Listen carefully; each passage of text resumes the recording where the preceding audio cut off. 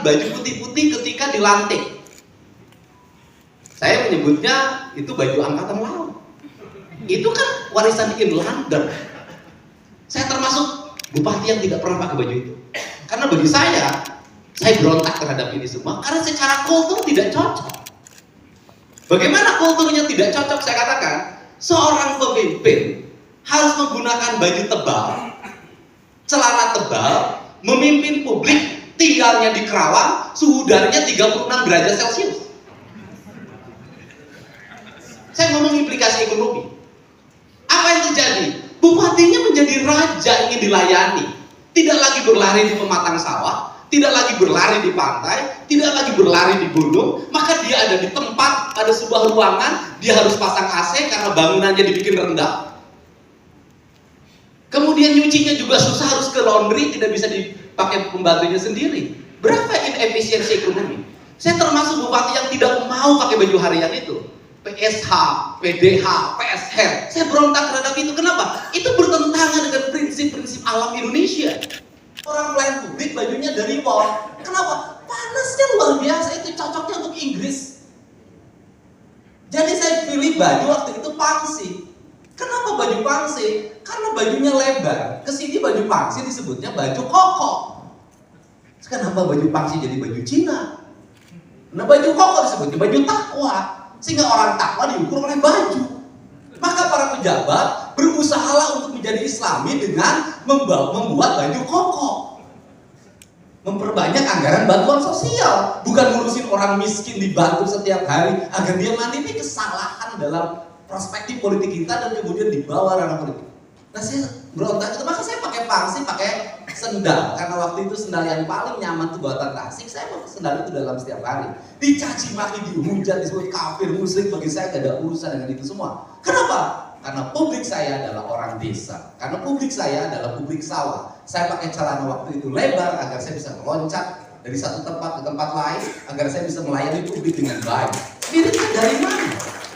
Maka saya katakan, spiritnya adalah Daniel Galuh Papua.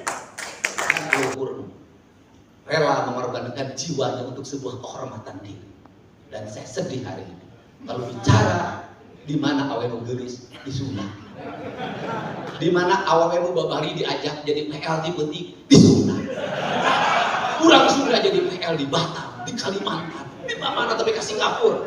Jujur, saya sangat sedih terhadap itu. Kenapa? Karena sejarahnya perempuan Sunda rela mengorbankan jiwanya. Walaupun itu ada perdebatan ya benar atau enggak. Tapi bagi saya itu adalah spirit perempuan Sunda. Kajeng teuing paeh ngebale bangke daripada kudu jadi persembahan atau sesungguh.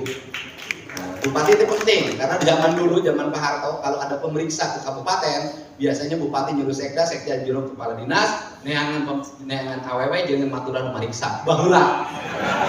Ayo nama itu dan bisa neangan sorangan. Jadi kan PR bagi orang gaul kita Aduh nuhun. Rahayu, sampurasun rampes. Pak Bupati, ada PR bagi orang gaul, Pak Wakil. Ya, ini ide kreatif ya yang dimiliki oleh seorang kepala daerah yang di dalamnya ada spirit tentang sejarah masa lalu bagi daerah.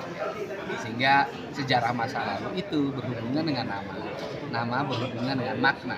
Sehingga perubahan nama dari Ciamis ke Galuh sesungguhnya adalah mengembalikan kembali pada spirit awal tentang sebuah daerah yang punya sejarah filosofis dalam kehidupan masyarakatnya.